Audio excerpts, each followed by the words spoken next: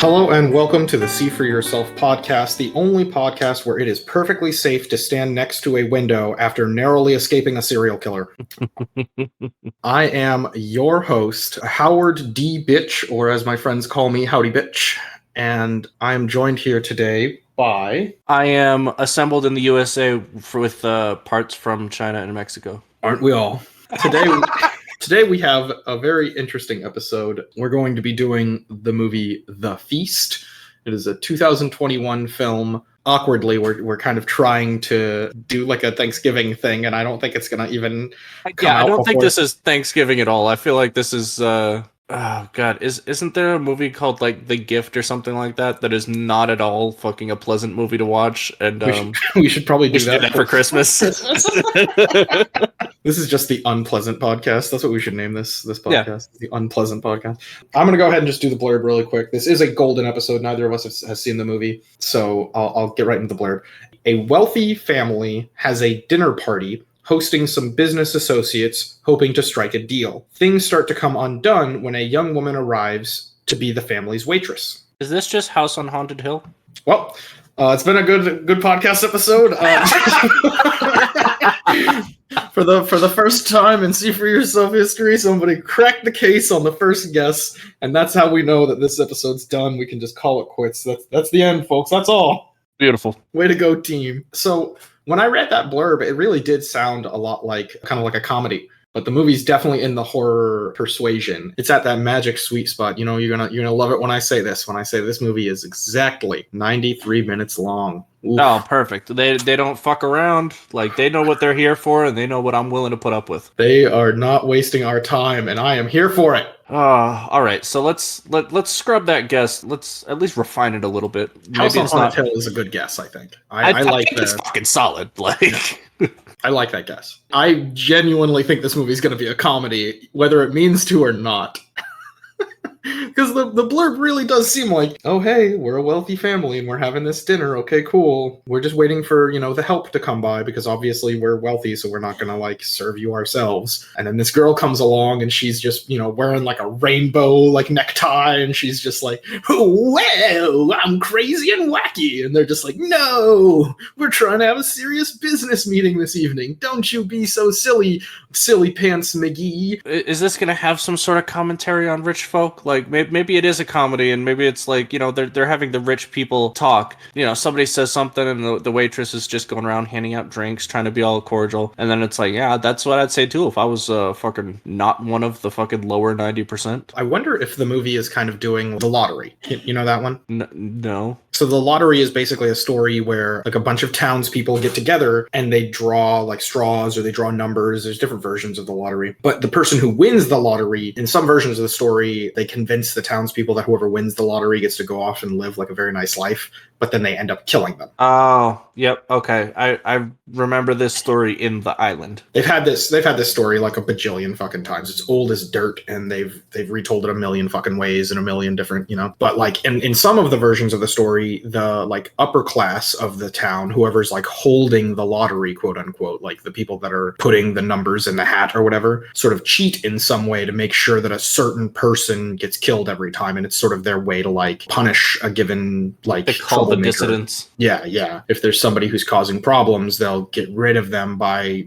the next lottery. They'll get rid of like older people, or they'll get rid of whatever people that they don't want to have around. The more I think about it, the more I'm hoping it's one of those like rich people have so much and people who are not rich have so little, and the title is sort of reflective of that, and the story will be reflective of that. That would be nice. The feast v famine fucking archetypes. Yeah. We have like every person up the ladder here, where the waitress who shows up and starts unraveling things is the lower class person. The family is the upper class people, and the middle class people are the people that are trying to strike the deal. Maybe I find it really weird that like supposedly we're waiting on the one waitress to show up, or the one waitress shows up halfway through it or something like that. These are rich people who have cooks and stuff. Like, they're not cooking their own meal. So they already have staff on site. So do you think it'll be bizarre? Will it be weird that the person's showing up late, or will it be like this is normal? The staff gets here after. I'm not sure. Like there's a big focus on this one waitress lady. When if they're rich, they should have staff on site if they were going to have staff at all. And I guess what I'm focused on here is whether or not we're gonna I think we're discussing this as though this is going to be told from the story of the diners, the rich people. But what if this is like all told from the waitress's point of view? I'm gonna say she's trying to kill them all, like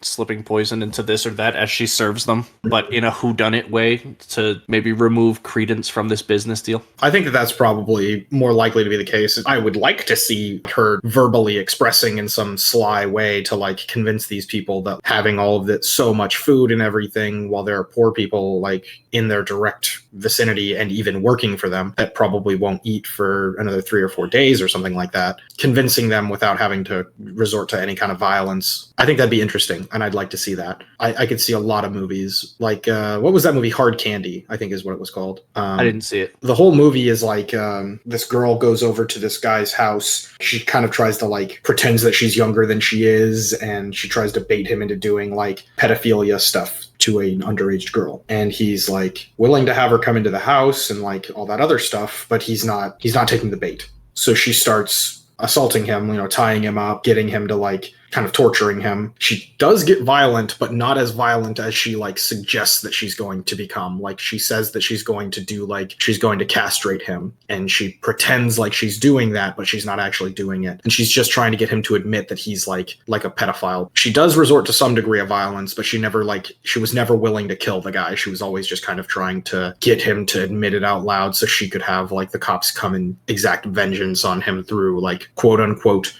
the proper channels. But like it's like that middle ground between like being a vigilante and being an investigator. And being like an actual investigator without actually becoming a cop and spending all that time. So she is still a vigilante. Like that's what she's doing here, but she's like not taking it to the lengths that like Batman takes it, where he's like actually beating up homeless people in the street.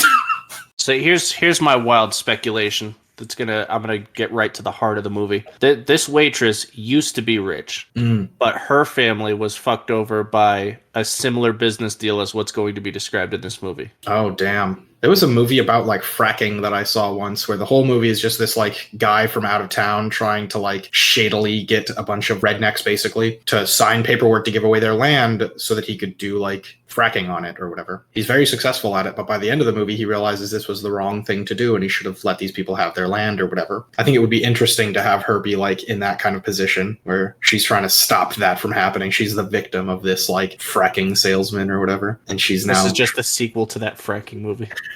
Yeah. I feel bad for not knowing the name of that movie, but it wasn't particularly interesting either. It's very much a dry drama movie. I also, that's kind of the backstory for Hush. We talked about this in the Batman episode. Oh yeah, that's right. The guy that was given Hush money. In the comic book, Hush's character he's like, what is it? He's Bruce Wayne's like childhood friend, and his family were equally as rich as the Waynes, but because of some bad business dealings or some other such thing, they lost all their money, and this guy Hush blames all of that on the Waynes, and now he knows that Batman is Bruce Wayne, and so he has become a supervillain of his own accord and is now trying to ruin Bruce Wayne's life. I mean, that's fair. I think that's a really fucking compelling thing, because I'm going to stop right there before we start talking about Batman for the rest of this fucking podcast. Oh, come on, man. We don't have a boss here. We can do whatever we want. All right. Well, the rest of Batman's villains are pretty clear cut in like that they're villains or whatever, and like how you handle them. And it's like, oh, I got to go beat up the Joker again and put him back in the mental hospital. But to have this whole thing, it's like, I can't just beat up Hush and put him in the mental hospital. I mean, maybe I can. Like, who's going to believe the crazy man that Batman is actually Bruce Wayne? All right, Joker, take the medicine. Yeah. Man, you know what? Immediately after that came out of my mouth, I'm like, that's depressing. There's somebody in a psych ward. There's somebody in a psych ward right now that's like, no, it's Obama's actually a lizard person, and they're like, all right, shoot him in the ass. And meanwhile, Obama like flexes his second set of eyelids, like, yes, good. If I were in a mental ward and somebody came up to me and was like, "Yeah, I have proof that like all politicians are actually lizard people," I would be like, "Yeah, we all know, buddy. We know." Yeah, of course. Our entire society is predicated on that fact alone. Like, you're not doing anything wild here. Yeah, no, I mean, show me what proof you have because I'll look at it. But yeah, dude, we know. Of course they are. What else could they be? Hell, man, if a perfectly sane, like, respected doctor told me that he had physical evidence that all politicians were lizards, I'd be like, no, I know. Yeah, for sure. I don't understand why this conspiracy theory is not more at the forefront, because like there's a very real and serious following for the birds aren't real and giraffes aren't real phenomenons. But like as soon as you say lizard people are like, oh yeah, one of those whack job things, right? That's funny, haha. Why is that less real than birds not being real? Yeah, I think it's just because it's been lampooned so much, like it's gotten so many jokes surrounding the lizard. Like it's sort of the foot picks of conspiracy theories, Like like if you were like talking to a girl and you were like, yeah, things are getting pretty hot after our first date, and she's like, yeah, send me some foot pics, and you're like, haha, that's funny, and she's over here just like really wanting to see his feet. Yeah, that's really funny. Only an idiot would ask for that.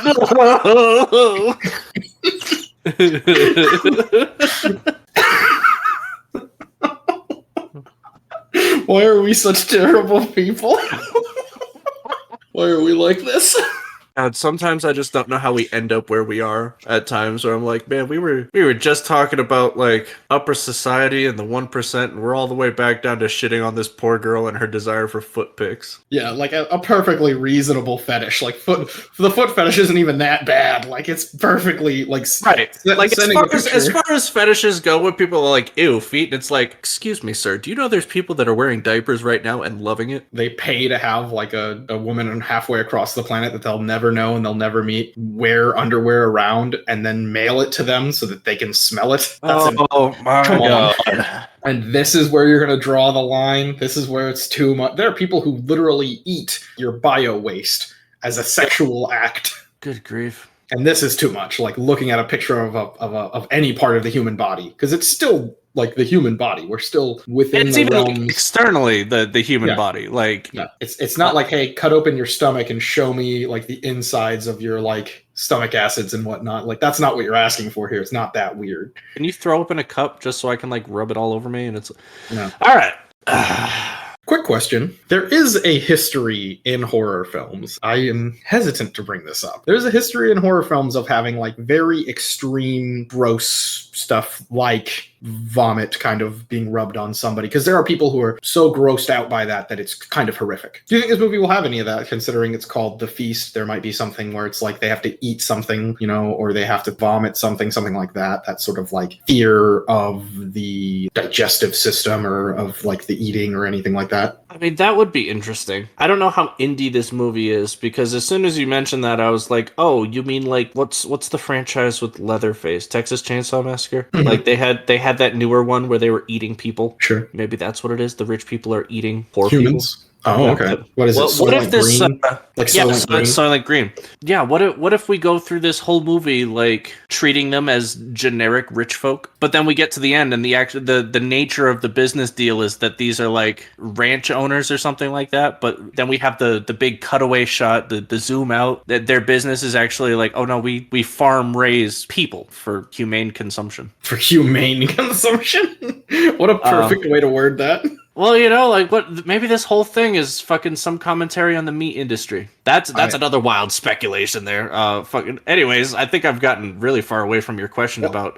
It's funny that you say that, because what was it? The original Texas Chainsaw Massacre movie. A lot of people choose to read it as a commentary on meat eating industry. So I think that it's a perfectly reasonable thing to bring up that movie and then say maybe this movie will also have a commentary on that, whether it's because they'll be eating human people, or if it's just something that's sort of like in the background. I do like that idea, just as a general cool thing. I think it's good. I feel like I'm just a bit all over the place trying to, because like they didn't give us a whole lot here. If anything, like I'm hyper focused on the billionaires and not on this fucking waitress lady or why she's showing up and why that's important to the story. Damn, you gave them a number and everything. You said billion. They have to be in the billions in order to be considered a wealthy family. Oh yeah, well, I mean, fucking, there was a point in time where you could be a millionaire and that'd be interesting, but like nowadays, if you want to live like a millionaire, you need to be a billionaire. I don't agree with that. Like, if you gave me $1 million right now, like, and I kept spending money the way I spend money now, and trust me, like, I'm not buying a fucking Lambo under any circumstances. You could give me $1 trillion and I'd never buy a Lamborghini.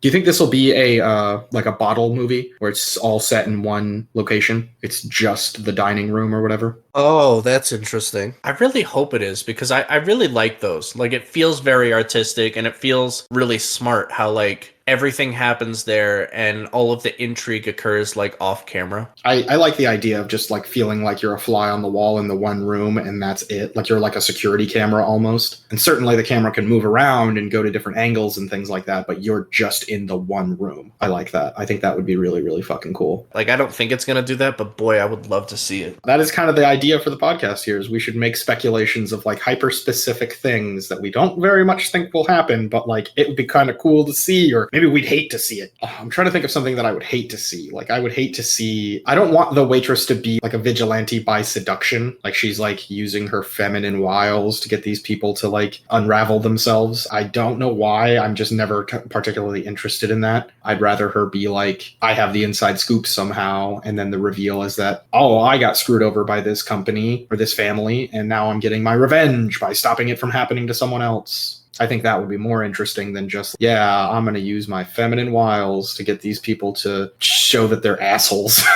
Fair. I'm wondering if the rest of the staff of the house are going to be an important role. Because I've mentioned that, like, well, clearly they're going to have chefs and, like, a cook squad, whatever the fuck you'd call it. But we're all focused on this waitress. I'm wondering if, like, she's going to interact with the wait staff and maybe find out something that way. Like, maybe she's coming into this without any ulterior motive. She's just like, oh, yeah, they had to hire on a waitress. And then you find out from the cook staff, it's like, oh, yeah, that's because as the final course of this meal, they eat the waitress. That'd be cool. And then just the rest of the movie is just her trying not to get eaten. But at this point, it sounds like we're creating a comedy more than a horror movie. As you're describing that, I'm just thinking, like, this family, what does it consist of? Is it like husband, wife, kids? How many kids? Brother and sister? Are there cousins there? Do they live with, like, their whole extended family? How big is this family? Like, someone brings the very young kid, and the young kid's like, I'm going to eat you later. And she's like, that's really funny. And he's like, no, really. Are there even any kids? Shit. Yeah, in my head, like, as we were going through, I'm really focused on the business meeting aspect, and it didn't even occur to me that like, they mentioned that this is a family. In my head, I saw a board of directors eating dinner together. Dog, it's just the Bob's Burgers family. It's just... It's Bob and Linda and Louise and Tina and Jean hanging out and trying to do some business, but they're like... The waitress is just is Marshmallow. Waitress is just Teddy. Yeah, it's Teddy. And he's just ruining... He's not unraveling anything. He's ruining the business meeting is all he's doing. And he's not doing it on purpose. He's just doing it by, like, coming on to Bob a whole lot. Yeah, he's like, I've never been a waitress at a fancy dinner party. I get, what would a fancy dinner party have? And so he serves the first course, and he's like, and the first course will be accompanied with this song. He, like, goes to serve the first course, and it's like, it's tapas. Like, it's just, like, little plates with, like, little tiny things on them. Bob's really excited about it because he, like, made the menu, so he would, like, he's excited to see them try it. And he's like, oh, it's such tiny plates. Am I supposed to serve this on my body like a sushi girl? And so the first course, he just, like, lays naked on the center of the table. You know what? Why isn't every movie just Bob's Burgers? We've done it. We did the thing.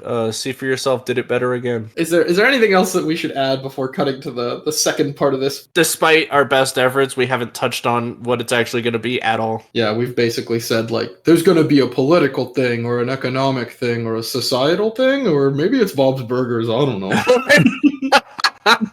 And that took up like fucking more than 20 minutes of everybody's time. Fucking Christ. I don't know. I'm trying to come up with like, because this is the wild speculation portion of the podcast, right? We'll do the examination later. But like, what would the most wild speculation be? And short of they eat the waitress, I really can't figure it out. I think that's just what I'm going to go for. There's going to be something like off-putting about the family from the word go. Like they're going to have a kid that they keep in the cage at the center of the dining room. And it's like, why is your son in a cage there, sir? And they're like, oh, you'll have to understand. And the whole time he's just like sitting there like, please help me, please. And that's what the waitress is unraveling, is like trying to get the kid out of the cage. And then when they do, like the kid just goes and murders everybody. I don't know why I have that idea, but I think I've seen that in movies before and always thought it was kind of fucked up. Hey, we're just a normal, wealthy family, except this really fucked up thing we do that no one's trying to do anything about. And then when somebody does, it just goes horribly wrong. We tried to warn you. Why do you think we put him in that cage? Because we're monsters? No. We're the good guys. We cage up children.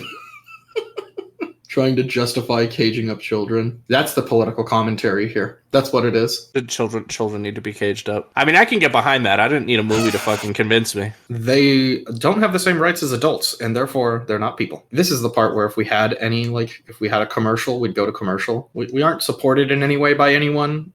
Hey, that's a good point. So there's this YouTuber that I watched that they joke around where they're like, hey, Kit Kat, we're not sponsored, but if you want to sponsor us, I'd love some Kit Kats or fucking whatever. Who do you think would you like as a sponsor? I would love to have, and this will never happen because they don't need to sponsor anybody. The product speaks for itself. But I'd love to have Tubi sponsor us.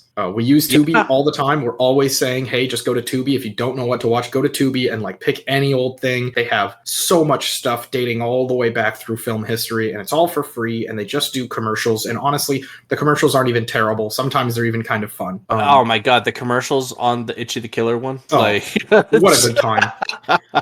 What a good time. Oh my Lord. They were the most shocking part of that movie. Every time the commercial would cut in and I was like, wow, what an interesting move the movie made. Oh, it's a Kodak commercial. We'll never get a sponsor from Tubi, but if it ever was offered, I'd take it in a heartbeat. As far as I know, they're great. Obviously, I'm saying that tangentially. If ever anything comes out that like Tubi's actually run by a cabal of lizard people, they actually put children in cages to produce their content. Yeah, like they have. The only way we can make this stuff free is to have these animals hanging, or have these humans hanging like animals from a chandelier in our house in every room. That's the only way it can be free, guys. So we have to. I could see it. I'd still take the sponsorship.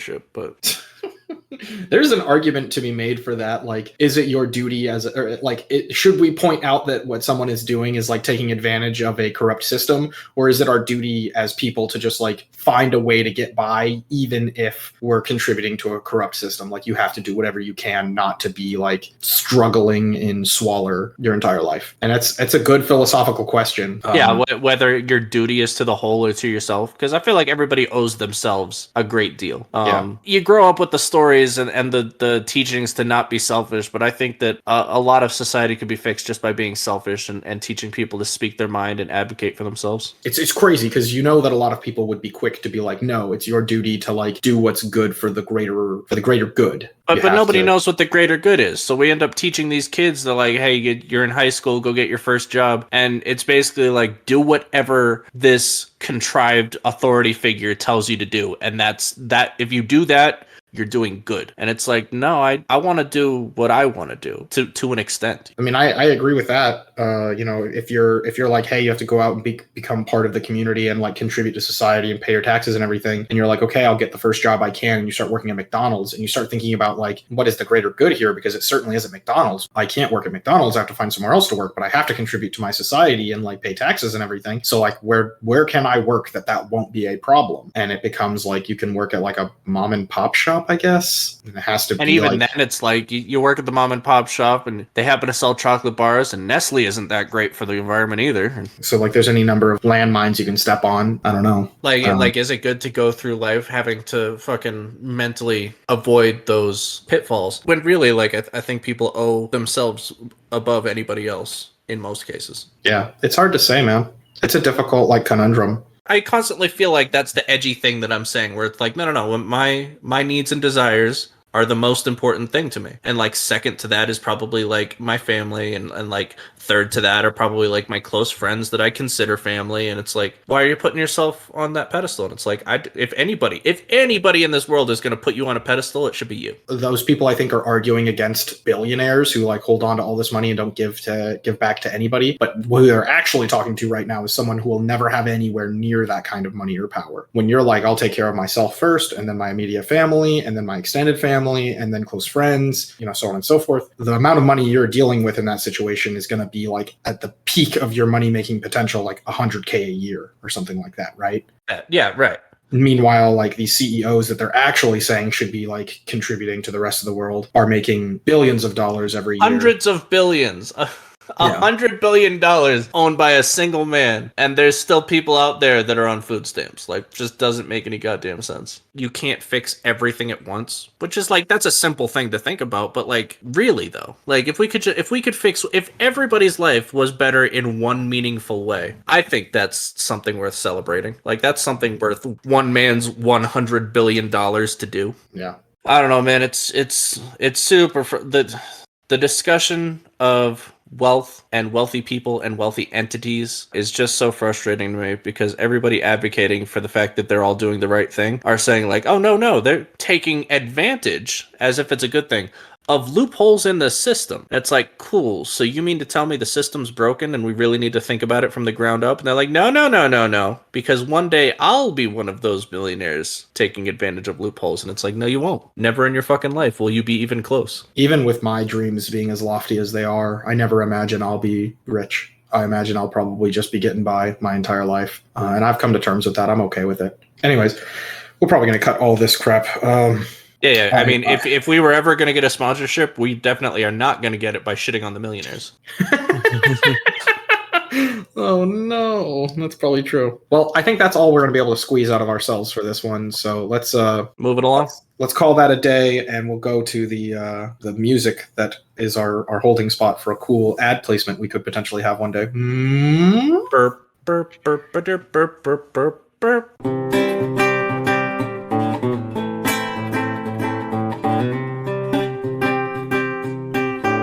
Holy shit.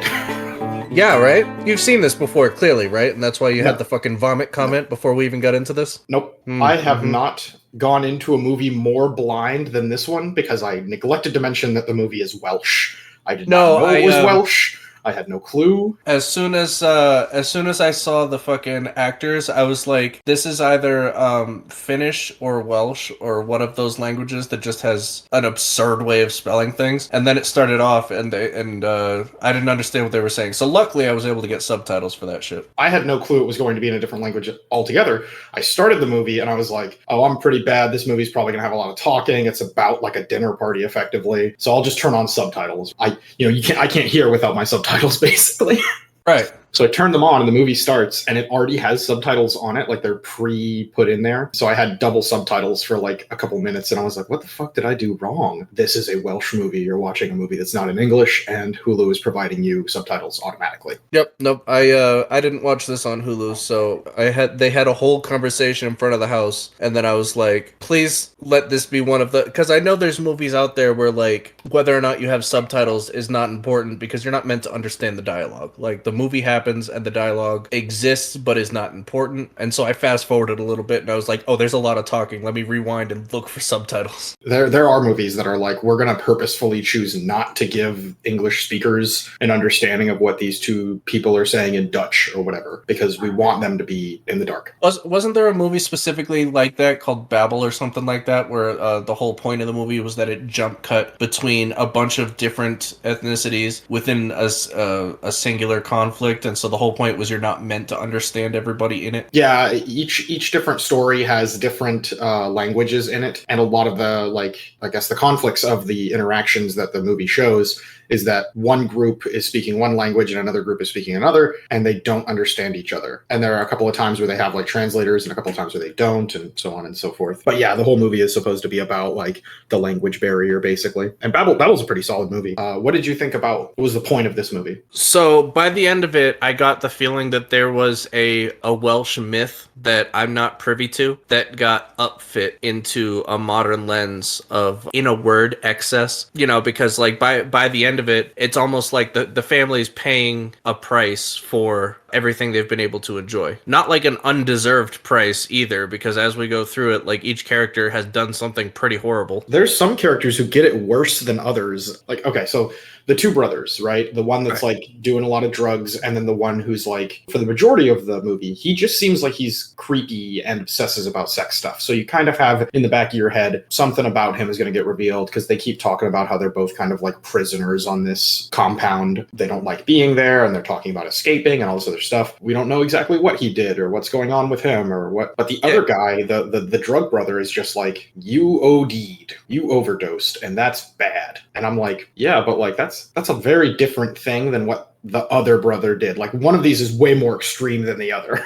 Right. Well, yeah. One of them is inflicting some sort of bad thing on other people, is what it's revealed to be. The brother who was a doctor and he comes home to do the triathlon, fucking whatever. Turns out he's a heinous monster. And the other one, it's kind of just like, hey, I like getting freaky. Let's be as transparent as possible. One brother molested women in their sleep, and that's why he had to quit his doctoring career and pick up triathlon, because apparently his family is like, hey, you got to do something else. And he picked triathlon stuff, and I guess the other brother picked playing music or something. I don't fucking know. That scene, the other guy has, I assume, lacerations across his dick because of having sex with the corpse lady with glass bottle in her cooch. Yeah, so that is a lot. A lot, right? Yeah, that's what I was about to say. Like having your leg cut off and presumably bleeding to death is a pretty grim fate, right? That's a shitty way to go. But like having your dick eviscerated is a little bit worse than that. You know, definitely in the same ballpark. Yeah, I mean, I guess if I had to like nitpick here, the leg being chopped off,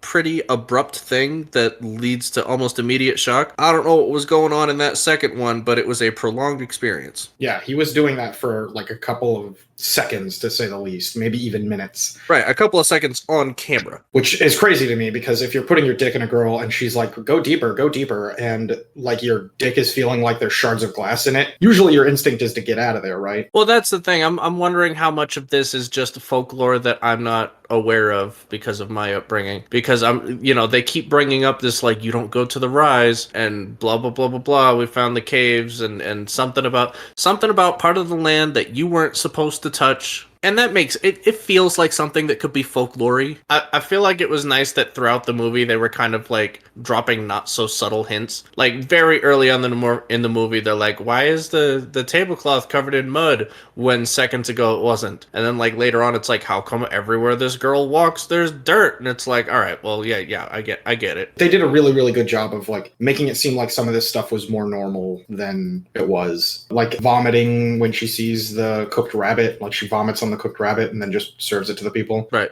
Even at that point, I wasn't like fully convinced this is like an apparition or like a supernatural occurrence. This could just be a normal lady who's kind of something of an eco-terrorist or an eco-activist, however you want to look at it, and she's just sort of tormenting these people because she thinks they deserve it. So even at that point, I wasn't sure that this was like a supernatural thing, even with the like, oh, there's like mud on the table. I'm like, well, maybe the girl has like dirty hair or something and it got slapped onto the table and she checked her fingers when she should have been checking her hair. She just didn't realize that the girl just slapped her head down onto the table really fast, right? A lot of these things are, for me, I'm giving them a pass as I'm watching. I'm like, I'm not going to get tricked into this stuff, you know? If at the end of the movie she's just like, yep, I'm just a regular lady, I don't want to be the one that got tricked by like a couple of easy lines of like, there's a spirit over on that rise, ooh, or oh, there's like some dirt in the hallway. I think the dirt in the hallway was pretty telling unsettling for me at that point, because I think she was literally walking to, it's like at that scene, she walks over into the other room to see the druggy brother. Right. And she like licks his leg and everything. So like that all happens in rapid succession. Yeah, it pretty much feeds itself. And like that should tell you all right there that like, yep, we're in supernatural territory now, because she's licking this guy's like newly, like, it looked like there was like a fungus or something growing on his leg. Yeah, it was like raw and at least had maggots. Like there was something going on there. I think up until like there was definitely like an exponential curve as the movie went on, where it's like there's some creepy stuff, but I think for like the first half of the movie it did a really good job of just creating unease. Like they didn't have big orchestral scores, but they did really good with like having that one note that just got a little bit louder and then a little bit too loud for that scene, and then it cuts off and moves to the next scene. For me, the tinnitus noise that the dad would get, didn't love it. Definitely not great. It was especially weird because like I wasn't really sure what it was supposed to tie to, you know, like it kind of tied to her singing, and so again, I don't know if these are parts of the folklore that I'm not getting, like the Wendigo of the Welsh bogs, you know, when you hear it sing, the patriarch of the family gets a headache. Like maybe this is just fucking common knowledge. Let's take some time to break apart a few things. It feels like, at least for the men, they all die of like what their sort of sin is, right? The brother who like injects drugs into his foot, he gets his foot cut off. The brother who like raped women in their sleep, he gets his dick eviscerated to death. And the dad who like refuses to listen to good reason, he gets a nail driven into his ear. Each of them dies of like kind of the thing that caused them to be in this situation in the first place. And then and Eros or Euros or whatever his name was. Yeah, his greed or whatever. Well, he gets shot in the mouth. He talks a big game. He tricks people into taking this by like talking them into it, right? He gets shot into the mouth. See, I thought his whole thing was like really specifically greed because first off, like at least in the subtitles, and I don't know how like accurate this is to the real thing, but they spelled his name like euros, like the money. Euros, yeah. Throughout the movie, he has this like real, and like back to what I said about like the movie being really good about being off-putting, just he shoved his whole fucking hand in his mouth like 8 times. Like the first time to get like a hair out or so. Just a hair. Like he had a hair in his throat. He shoved his whole hand in his mouth, and then he's eating the like canapes and stuff. Whole hand in his mouth. This movie had like a weird obsession with shoving an entire hand down people's mouths. Really? I felt like the weird obsession was with feet. There's so much feet in this movie. I missed all. No, I guess that's true. They do make them and take your socks off. No. Take your socks off. Now put on these white socks. Oh, I don't want to impose. Put on the white socks. No, he just shoved his whole hand down his mouth like to eat, and then to save the rapist brother, she shoves a whole hand down his mouth. But yeah, like I thought his whole thing was greed, because like by the end of it, he's just like horking down the plate like an animal. So I thought that was like the natural progression of it. Yeah, so if we were to take this to a place of like the 7 deadly sins, that would seem more in line with like gluttony, right? Right. He's just always putting stuff in his mouth. You know, that's kind of like the gluttonous thing to do, and he's, you know, taking things from others so that he can like just constantly be consuming from the earth, you know. That's gluttony, and it's also greed. Like a lot of these 7 deadly sins kind of like go hand in hand with each other. I just meant like the means of death was the same thing that kind of got them into this problem. He talked people into this by shooting his mouth off. Yeah, that's fair. He gets his mouth shot off. But yeah, you're right. There was that, like, I genuinely thought that the way he was going to die was just going to be like consuming too much, you know, eating too many things. Because there's that scene where he's just like, oh, this food's so good, and he's just eating, and then he goes into like a food coma and wakes up in chapter 6 of the movie. I liked how the movie was split up into chapters. I thought that was cool. I did like that, and that was another thing that like I'm gonna have to leave this looking up to see if those meant anything, or if it was just the people who made the movie breaking this up into titled chapters. Like I don't know if this is a Welsh thing, like their filmmaking strategy, or if this is 6 chapters to, again, like a well-known bit of lore that I don't know. Or was it meant to be like the children's fable that this is based on, or the children's book that this is based on, you know? Yeah. Like, I don't know enough about all this stuff, so I'm taking this as, like, a fresh set of eyes, but I do like when, like, American film has a habit of doing the... like 3-act structure? The 3-act structure, or we have our own folklores or folklores that we've stolen and have become like commonplace for us. Like we have horror Christmas movies about Krampus, but like everybody sort of knows about Krampus, so it's not some fresh thing. It's something they put in the movie, and I don't have access to fucking Welsh Wendigo lore. I do also lament not knowing more about this particular thing. I feel like this is kind of like the Prey episode where we were just like, yeah, maybe this is how Comanche tried. I don't know. We are not familiar with this. If you're Welsh, let us know in the comments or whatever the YouTube people do. Mm-hmm. Oh, God. Yeah, I wish we had gotten more time to, like, stew in the villainy of the rapist guy. It did kind of hit us all at the end, didn't it? Yeah, they slapped us with it at the end. Up until then, he was just kind of a creepy dude. Like, he was creepy, he would, like, kind of touch himself and all this other stuff. And it contextualizes, like, earlier scenes in the movie when the drug-addicted brother is, like, looking at him through the window and just being grossed out by him, like, staring at himself in the mirror, you know? I thought, so, like, I was trying to, like, keep a keen eye on how the movie was going to play out. Between the scene where he's like looking in the mirror and fucking like pretty aggressively touching his groin to the scene where he's like taking a bath and shaving himself, and then we see the blood drip into the water. I thought this was going to be like a dysphoria story early on or something like that, where I was like, oh, this is a horror film. He's going to cut his own dick off at some point, and that's going to be the message. I think that was good foreshadowing, you know, showing him, you know. Well, that's what I was getting to, is that like it ended up just being really good foreshadowing between that and also like earlier than that where the drug addicted brother drops the axe head on his own foot. I was impressed by that. I thought that was, you know, good foreshadowing, and, you know, I didn't think anything of it. But I did think, holy fucking shit, this driveway is cursed. Everybody who comes onto this driveway drops some shit on their feet. Particular part of this movie that I thought was like masterful. There's a lot of really cool things in this movie. You know, the cinematography is really good. There's a lot of cool like use of color. Like the greens in this movie are so green, and it makes sense why, because the villain is kind of, or villain, I guess, the vengeful spirit is a vengeful spirit of nature. You know, like the fields of green that we get to see are just so green, and they look like you just want to run through them. They look beautiful. My favorite part of this movie, this condensed little, it's chapter 2 specifically, but it's kind of the end of chapter 2 when Eros shows up. He drops the wine on the ground, and Katie goes up and picks up the glass shard. And that's the last, like, weird, suspicious thing we see, is her kind of, like, putting that under her skirt. So we don't know what's going on there, and you're supposed to be thinking about that, right? And then later... I thought that was going to come up a lot sooner. Yeah, I thought that it would still be in chapter 2 when that would come up. They got me. I was genuinely thinking this when at the end, the very end, last scene in chapter 2 is Eros reaching down into his mouth for something. Like there's something wrong in there. And there's no blood, and he's not crying out in pain. But in my mind, I was like, oh my God, he's chewing on glass right now because she has like divvied up the glass into the canopy. Yeah. The movie completely tricked me. They just chose not to show her putting any hair in anything. Why would they need to show that, right? You know, we already get the sense that she's messing with the food. Like we already have that in the back of our head that she's doing something suspicious here. There's definitely enough suspicious stuff going on for us to assume that there's like messing with the food happening. Yeah, I thought that she was being suspicious like the whole movie, but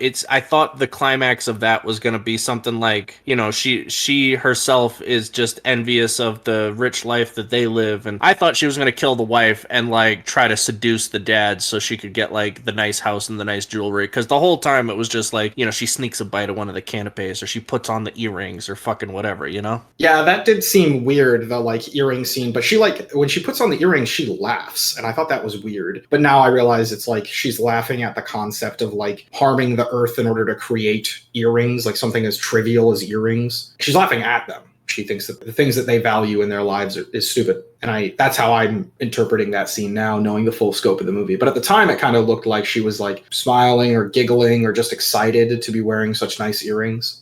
I could see someone in the moment interpreting it that way, and I certainly did. I was like, okay, it seems a little odd that she's laughing, but maybe this is like a gleeful sort of giggle instead of a like, ha ha ha, this is so funny kind of laugh. I'm not sure. And it's also kind of difficult when we're watching a foreign film and we're not really sure like which version of the like our giggle is different than their giggle, right? So it's easy for us to be like, no, that was like a I'm laughing at you laugh. And then for, you know, somebody in Welsh culture to be like, no, in Welsh culture, the I'm laughing at you laugh is specifically a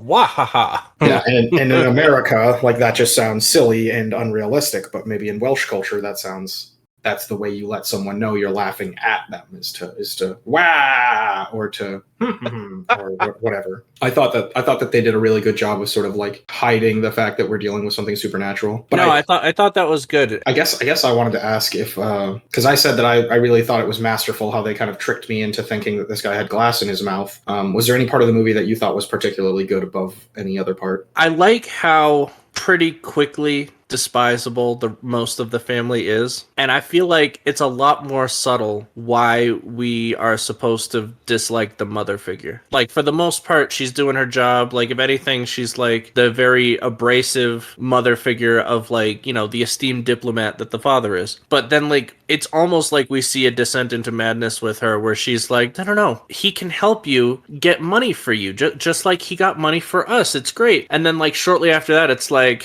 we spent $10,000 on this painting, and it's like, oh, that's all she thinks about is the money. And I thought that was like a more gradual decline into hating the mother figure than the rest of the characters were. Yeah, I think that the mother has the most interesting story out of all of the like hateable characters in the movie. She's definitely the best of the group, or at least the most well written. When she has that moment after her friend leaves, she's like, "No, don't leave. You know how hard it is to make Pavlov or whatever it was." Yeah, Pavlova. Like, that's, instead of like, "I'm sorry for upsetting you, I didn't mean to do that," she's just telling her like, "You have to stay because I made a difficult dessert." After that, she gets like these like sort of, not like flashbacks, but like, I guess, intrusive thoughts or something, where she just remembers various things that were said throughout the day. But one of the things that she hears is like, "Your mother would be disappointed with the woman that you are now." And then she sees like an apparition of her mother's face in the window. And I think that's such like a complete realization of why she's like fallen into despair here. Whereas like the dad basically is just like, he's exerting his power over this person who's working under him. And he's certainly done stuff like that in the past, where he's like, "Do you want to be friends? I want to be friends." Like, just creepy, weird stuff like that. But it never reached that like level of like complete disgustingness, the way that we feel completely disgusted in The Rapey Brother, or the way that I don't feel like completely disgusted with The Rapey Brother, because we didn't get enough time with it. And I understand why, like, when you do something as fucking awful as like rape people in their sleep, you don't need any more than that. You just need to hear it those really words just said. needs, like, our understanding that happened. Like, I don't think requires that we stew on it. Yeah. But I see where you're coming from, as far as like all of the sins were sort of just vomited at us, and we're supposed to be like, yes, that is why they're bad, and they deserve everything they get for it. We get so much time with the sin of like over excessive use of drugs. So much time with that. God, so much time. We get like a whole scene where he's basically just like trying to coerce her into like giving him drugs, because obviously, being someone who just like helps around the kitchen, she must have drugs on her. Right. You know? We get a second scene where he's trying to hork down the mushrooms, a third scene where he's finally decided to cook them down into fucking heroin and shoot himself up. 3-4 scenes where we're like, yes, we get it. He's a drug addict. After like the beginning scene where it's like, they found you with a needle in your arm, and that's why we brought you out here into the countryside. And yeah, it seems like if everybody got an equal amount of time with their problem, that would be the one line he would get. I wonder if it's, again, a cultural thing where it's like, maybe in Wales, people don't give as much of a fuck about that type of thing. If you're a rapist, bad, you directly to jail. If you're abusing the countryside, straight to jail. And then, like, we really need to understand that he is thoroughly ruined by his addiction to drugs, because maybe they don't care that much about drugs over there. Maybe, but like, they also don't really show him doing anything all that crazy. Like, I don't know. Maybe my standards are just lower. Maybe you're absolutely right. I just don't really see, like, I've been forcefully made to be sober, and I don't want to do that. Can you provide me with a little bit of drugs to help me get through this? Oh, you did provide me with a little bit of drugs. Thank you. Let me, find an opportunity to get away from my family to do those drugs. All this stuff seems pretty like, yep, that's what, if you were addicted to drugs, that's what you would do. And they don't even use the word addicted at any point in the movie. Is he addicted to drugs? Yeah, he's never really skeeving over it. He's not all scab-faced. He's not, like, scratching at himself. Like, it's basically like, ugh, my parents are so boring. I wish I had some drugs, right? Yeah, and his parents do suck. Definitively, they're not great. I mean, they're not, like, hitting him or anything, but, like, I don't think you have to be in order to be, like, a not good example of being a parent. And certainly taking your kid who you suspect to have a drug-doing problem home and like just saying, well, we're going to forcefully make you sober by trapping you in this compound, basically. It's like a house. It's a nice house, but it effectively, like, what is it? That lady like makes a good point of like the sauna being a cell. Yeah, she points out that this like very nice sauna that you put a lot of time into is basically a prison. And I think that's supposed to be reflective of the entire house and not just the sauna. When we're outside, again, those fields are so beautiful and so green and colorful and lovely. But as soon as we're in the house, it's these muted, like blasé beige colors, basically. There's really not a lot of like pop to the house. The most like standout piece of the house is that one painting. And I'm so glad they like gave us an explanation of that painting, because I'm just sitting here like, God, if my analysis of this movie is hinged on knowing art, like, we're fucked. If Made in America with Parts from Abroad asks me what the meaning of that painting is, I'm just gonna sit here and go, I don't know, man, like cubism or something. Fuck me. But no, I think that's a good point, that the house is like so uninteresting. I can't actually remember any architectural features, which is typically when you have a very nice house, it's like the only interesting part of the house is that some of the walls are just full on windows. Like, that's kind of neat. At one point while setting the table feels very natural. And I think it was really cool how like she found a bunch of different pairs of glasses and like set them across from each other. And I thought that was going to play a bigger role. But that with the flowers in the middle and the mother being like, no. This is too colorful and too creative and natural. I need everything to be regimented. I think that was the point trying to be brought across there. I loved that scene a lot, actually. I'm glad you brought that up, because I'd almost forgotten who told you about flowers? Who told you about, like, you know, not making the glasses even? And then she took a moment to think about it and was like, actually, it'll do fine. Even though they had plenty of time to like rearrange it or fix it or whatever. I think she literally Columbused the idea of, wait a second, actually, having asymmetrical silverware and glasses and whatnot is kind of like artsy and cool. And like this colorful flower arrangement brings a lot of energy to the table that wasn't there before. What a good idea. I'll pretend it was mine. Yeah.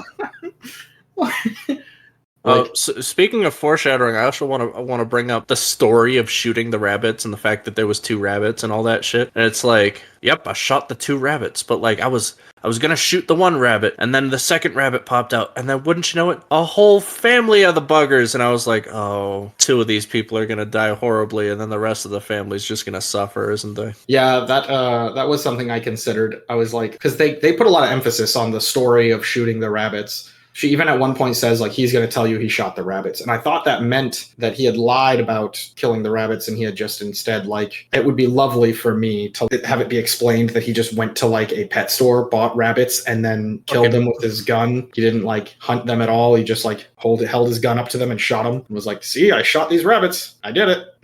Good grief. I did wish that there was more effects than we got. It felt like this movie was very, very trim on special effects. It was a very high-end, low-budget movie. Like, it looks good. The movie looks like it was filmed on a very nice camera. They paid for a good cinematographer. They had, like, good lines and writing and all these other things. The background audio that they did use, I thought was... If you were ever gonna be like, I need to put 3 noises in my background that's gonna really fucking highlight the points of this movie. Like, wherever they dropped a little bit of fucking noise in the background, I thought it was perfect, and it created the feeling that you needed to get out of that scene, and then they cut it off. They're like, no more. We don't need the grand sweeping orchestra. Just a little paintbrush.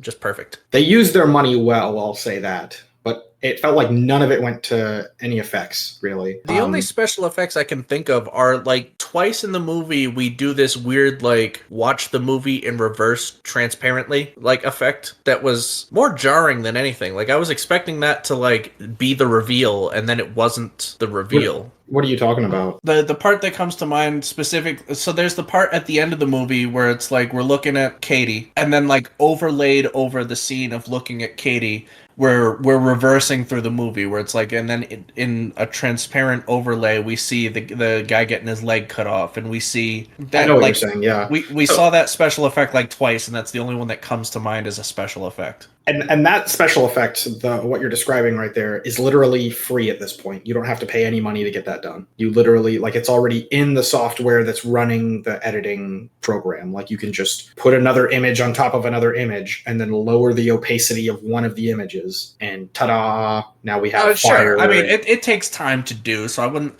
Like, however you want to describe spending money in a film, somebody had to do that. But yeah, like the editor had to do that. Whoever edited the film had to do that. But it literally takes no time there at all. wasn't a special thing. Like, they didn't need a squib the way that they like threw a bucket of paint on her face when they cut the leg off. Yeah, that's exactly what I mean. So that's them saving money on a special effect. It's a movie about killing people. You're already going to have to spend money making the blood, right? We're already going to use that. So let's not spend any money showing an axe landing into a prosthetic fake leg and then trying to make that look realistic even for a fraction of a second. Let's just cut it completely. Let's just not show that whatsoever. Or they blow the guy's head off and like we don't see the exit wound. We just see an out of focus shot of him in the foreground with blood splatter around him. I thought the shot was pretty in focus, which was disappointing for me because you kind of get to see how little work they put into making that look like an actual person who got his fucking shotgun blast right inside of his mouth. It literally looks like they put a little bit of black makeup around his mouth and said that'll do it. Oh yeah, it was in focus enough where like I don't know, like I was willing to write that off because it was out of focus enough for me to be like, this isn't the focal, like, not the thing that your eye is directly drawn to. So the fact that they didn't do the fucking, like, oh, if you get shot in the mouth, there's supposed to be gunpowder burns around the entry area. The fact that they didn't do that didn't bother me so much. Well, so because the shotgun was inside of his mouth, and I'm no ballistics expert, but because of the barrel was all the way in there, we get to see that happen on screen. I would think that the gunpowder would blast inside the cheeks of his mouth. We wouldn't get to see any of the black like stain that's associated with a gunshot wound that's pressed up against the flesh. I would think. I could be wrong. I don't know enough about it. I know that like we didn't like get a close up on the gory brain portion. Like that part was kind of off screen. Yeah, there was blood splatter all around, and then like the focal point was supposed to be the mother after the fact. And normally I'm a big proponent of this kind of thing. I'm always in support of like doing little things here and there to try to save money in a movie. The difference is the difference between the axe scene and the gunshot scene. So in the axe scene, not showing them cut into the leg and just showing the blood splatter onto the girl's face, I think it's a reasonable choice. We still get to see her reaction and like she smiles and that's creepy and it works for me. The gunshot one does not work for me. It really feels like there's like a good payout to be had of just showing like, even if we're not showing the actual gunshot, we're just showing the results of it. I think that's good enough. And I would have given it the pass on that, but we don't even really get to see the results of it. We just see the regular actor laying there with like some black gunpowder kind of stuff around his face. And that's it. We don't get to see like his brain splattered on the floor or like a shot of the back of his head or anything like that. And that's what I wanted in that moment. And that's what I still want now, looking back on it. In that scene specifically, I feel cheated. The axe scene, I'm willing to give it a pass. That's fair. I think that most people, your mileage will vary, but that's just it didn't bother me as much. Like there was enough gore there for me, like especially with the build-up that the shot in the mouth scene was. You know, like you mentioned, like you thought the death was gonna be him gorging himself to the point of explosion or something like that, like just from the scene prior. But like the fact that he wakes up from his food coma and then there's the whole, when are you going to stop? What are you going to take next? And then it's just this dramatic build up to cut to black shotgun noise. And like there was enough of that where it's like he was shot in the head and we all know this. Moving on. Yeah, I'm not saying they didn't show it in a way where you understood what was happening. That's not what I'm getting at. No, I know what you're getting at. There are a lot of times where that does happen. I don't think this movie had that issue where something happened and you just weren't exactly sure what happened. There were a couple of times where like there's that scene where the mom like is yelling like it's getting late, come back, and then the brothers like stumble back into the house and they're like, we told you not to ever go into the rise. So did the brothers come back to the house or not? Because they don't show them back at the house at all. They get shown being drug off to a fucking woodpile. Yeah. Which I thought she was gonna set all that shit on fire and like we didn't get a bonfire scene. Yeah, it would have been cool to actually see the bodies on fire. That would have been nice. But again, a risky shot that would cost more money. Right. So I can't tell if this movie, there are times where I think this movie did a really good job of saving money here and there, and then there are other times where I'm just like, I got cheated out of something that I feel is kind of integral. It almost seems like this is a really, instead of this being a low budget movie, this is a incredibly high budget PSA. Because like by the end of it, and I wanted to bring this up earlier, but like the ending shot where she goes back to the mining rig where allegedly this whole thing has started, and she like is happy but then has the sad look on her face and looks directly into the camera. It reminded me of like the lone sad Indian tear PSAs we used to get. But at least she has like a bloody face, and it's the face of like the people who did her wrong. That's good. Or it's the so it's like she's the vengeful forest spirit, but at the end of it she's like, I'm the vengeful forest spirit because nobody respects nature. The more you know. Only you can prevent forest fires, but I can cause them. I liked the movie a lot. I thought it was pretty cool, and it's definitely interesting to see foreign films. And I lament the fact that we didn't know it was a foreign film going in. I think that what a mishap on our behalf, but it just shows like how dedicated to the formula we are and not trying to like expose ourselves to any reading on the film or anything. We're just trying to like, we didn't even watch the trailer. Did you even get to see the poster or anything like that? No, I saw that Tubi did not have it and immediately went and just fucking got it. And like I started it up when we finished the preamble, and that's about it. And I saw the names were not English names, and I was like, "Hoo boy, what am I getting myself into?" I was going to say that before we got into it. I was like, because like when I'm reading the blurb, I can see the list of actors. I didn't recognize any of the actors. I didn't really read their names super hard to like figure out if they were English names or not. I just kind of skimmed through it and was like, yeah, none of these names are Leonardo DiCaprio or Hugh Jackman, so I don't know any of these people. Right. So like I And a lot of it also is just kind of like looking at their faces to see if I recognize them, because I do better with faces than names. You know, that's probably a failing on my behalf. I think it's crazy that we had no clue this was going to be a Welsh movie going into it. Yeah. I mean, I'm glad we did. I think it was a really good movie, and I appreciated the lack of jump scares. I'm very glad that Wales does not have jump scares, apparently, because this was a very unnerving movie, and every chance they got to make you feel something, like I felt nauseated during points of it, and I was just like shocked during parts of it, and I loved that. I loved all of that in a horror movie, and just the dread of it all. And when I saw the old lady's like reflection in the window, and she's like, "Mama," and I was like, "Oh, this is when they put the jump scare in, right? You're not gonna get me this time," and they didn't do it. Yeah, it was just supposed to be eerie. Like you're just supposed to be like, "Oh fuck, that mom's face is like right over her own face." Like goddamn. And I don't know if that was supposed to be like the spirit of her mother took over her body, and that's why she's acting strangely towards the end of the movie, because she acts wildly out of character at the end of the film. I didn't know what the explanation for that is, and you know, now that we're talking about it, I'm thinking, well, maybe it's just that her mother's spirit took over her at the end, and her mom is just outraged at the way that these people are behaving, just like grubbing for money and destroying the land that's supposed to be kind of like, don't go to the rise, don't do that. Right. You know, they brought up earlier, they're like, you know, we this land's been in my family for however many years, and at the first opportunity I sold it off, and we started drilling into the area that my family said never to go to, that everybody's family said never to touch. Almost immediate repercussions of said action. I don't know. I thought it was fun. I liked this movie. I don't know who the hell I'd recommend it to. Yeah, so I was about to say that. This is one of those movies that, like, it falls into that weird category of, like, who the fuck do we tell to watch this movie? Right, because I enjoyed it, but I feel like I thought about it enough where I'm like, ooh, that was really good. Oh, that thing they did there, God, that was really good. And other people are going to be like, I don't get it. So was the girl dead or not? And I'm like, ugh.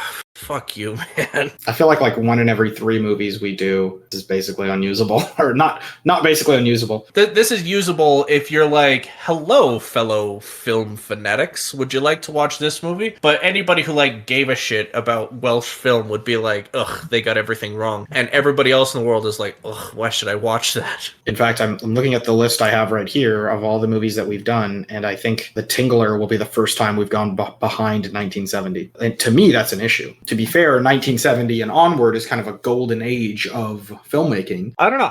After watching The Tingler, like, the questions it raised for me were way more interesting to talk about than, like, I don't understand Welsh mythology. Yeah, and like, we're going to run into that a lot, where there are just limitations to our understanding of foreign films that we're just going to have to come to terms with. And that's part of the learning process. And I hope that, my genuine hope is that our fans will be like supportive of that. The day that we finally fucking have fans, they'll be like, yeah, I also don't know anything about Welsh mythology, or there was a time when I didn't, or I can understand because I don't know what a Wendigo is. That guy said Wendigo like 9 times. What the fuck is a Wendigo?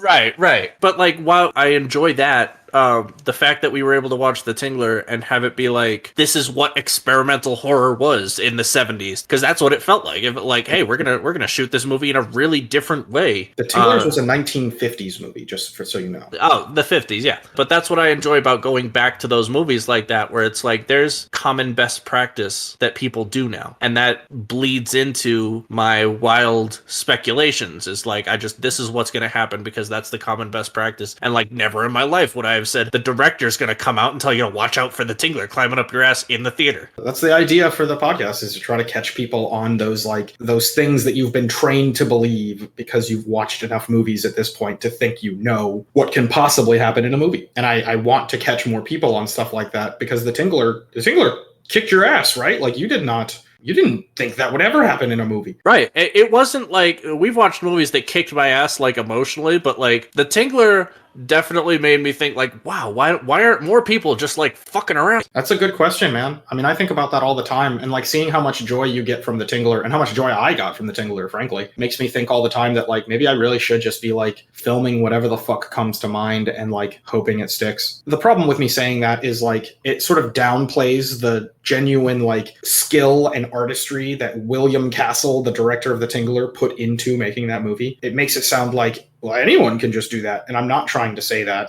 I want to give respect to William Castle and how much he did a really good job, dude. That's a lot of expertise that went into that. And yeah, that's what I'm saying, yeah. But like the balls to be like, we're going to try this new method of telling the story to make it seem more realistic. Like, I think I've brought up the idea of the Columbus egg, where it's like, it seems so simple when somebody's explained it to you, but somebody's got to be the first one to do that. If you don't have somebody to tell you this is the trick, like it's the same way that like magic works. You know, if somebody does magic in front of you, like they make it so that the deck of cards always reveals the King of Spades like on top or whatever. If no one's explained the trick to you, you think it's impossible. But as soon as somebody does explain it to you, you're like, oh, yeah, I can do this. I know it sounds like you're downplaying it when you're like, well, anybody can do it. It's like, no, but without fucking around, like, who knows what the next thing is going to be? We are always on the like advent of discovering the next like big thing. You could be the guy that's like, no, my movie comes with a scratch and sniff card, and you'll see a cue on the screen that tells you to scratch this little square and smell it, and that's how we get the real screams in the seats. I know you're saying that, and it's supposed to sound ridiculous, but in my head, I'm like, what a legend I would be. Like, that's the kind of like legendary like innovation that people 30 years after it came out are like, that never really happened, right? And then they like did some research and they're like, oh fuck, it actually happened. And this guy, see for yourself, he was like, yeah, I'm just gonna do scratch and sniff movies. What a I mean really though, like I bring it up only casually as ridiculous because like fucking like us in Tingler, fucking the director comes out and he's like, you might have a Tingler climbing up your ass right now. You don't know. At the time, I'm sure that's as ridiculous as being like, and by the way, on the back of your ticket, there are 6 scratch and sniff squares.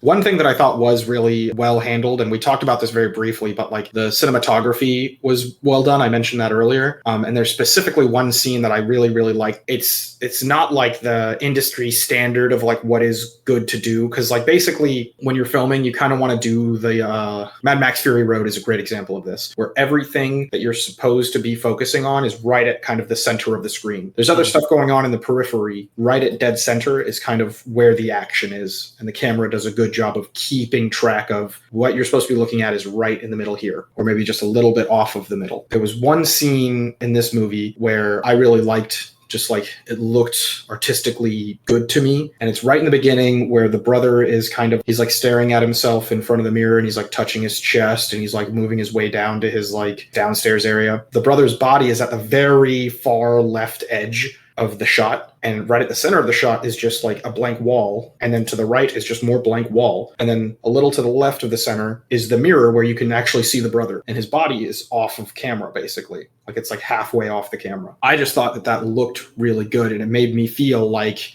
this person is uneasy or trying to get out of the limelight. He's trying to not be seen. He's trying to obscure himself, but ultimately like it is still known. It can still be seen that he's doing this like dirty thing. And I think that like exemplifies his character really well, in that he is trying to go undetected. He's trying to be unseen in the horrific things that he's done, but it's still out there.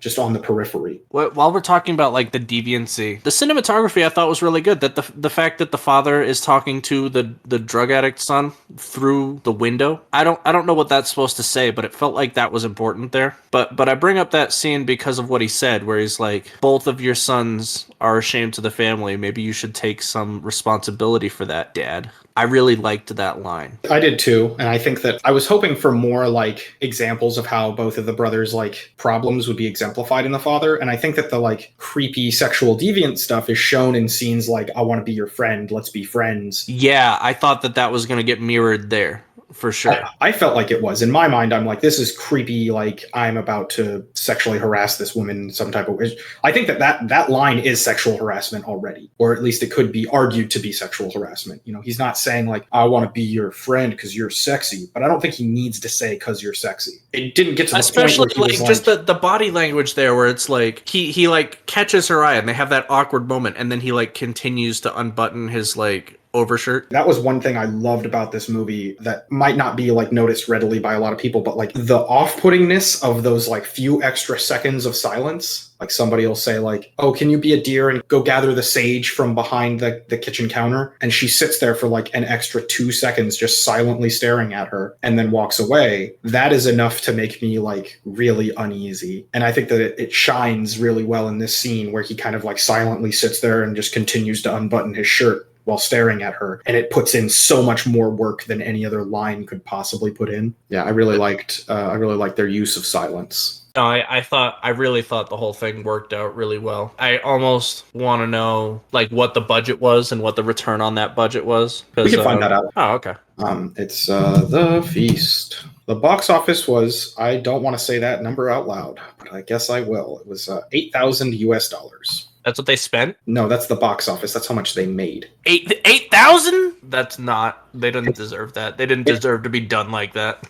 It's unsurprising. It is a Welsh movie, and they don't typically do as well. It does not appear that they have released the budget. The international box office was $73,000. Yeah, the gross worldwide was $81,000. What does it say? What they spent roughly? Yeah, they have not released the budget for the film, which leads me to believe that it was a lot more than $85,000. And it looks like it's a lot more than $85,000. If I had to put a number on it, I would say, like, if I was being conservative, I'd say $500,000. Basically, they lost money on what was a very good movie. Yeah, but, like, can you tell me, do you remember ever seeing a commercial for this movie? I'm not the person you need to ask about that, but no. I don't think anybody is the person to ask about that. People don't really watch commercials anymore, and that's yet another reason why Tubi is just, Tubi, way to go out there, just giving us those commercials we desperately need. Tubi, if you're looking for a sponsorship, we're not just sponsored by Tubi, but we would love to be. And again, Tubi doesn't need to sponsor us because the product speaks for itself. People, come on. That is unfortunate. If I had to make a guess, though, I'd say around $500,000, which is disappointing to find out that the gross for the film was so minimal. I definitely think the movie deserved more than that. It is the kind of movie that people will like talk about if it got more popular. People would be like, oh, I really like this, I really like that. This is definitely one of those movies where it's like, I'm going to leave this and go spend entirely too much time researching Welsh culture and folklore. It's the kind of movie where I feel like I do a really bad job of just immediately going into conversation about it, because I know that there's going to be stuff that I'm going to be thinking of later and be like, oh, and actually this was kind of cool too, now that I think of it. Yeah. There's so many like little cool things, and I really try to talk about the things that like just jumped out to me and some of the things that like sort of disappointed me. But really, most of the stuff I have to say about this movie is just good. It really did a great job. Well, we'll call it a day there, and we will catch you on the flippity floppity. Very good morrow.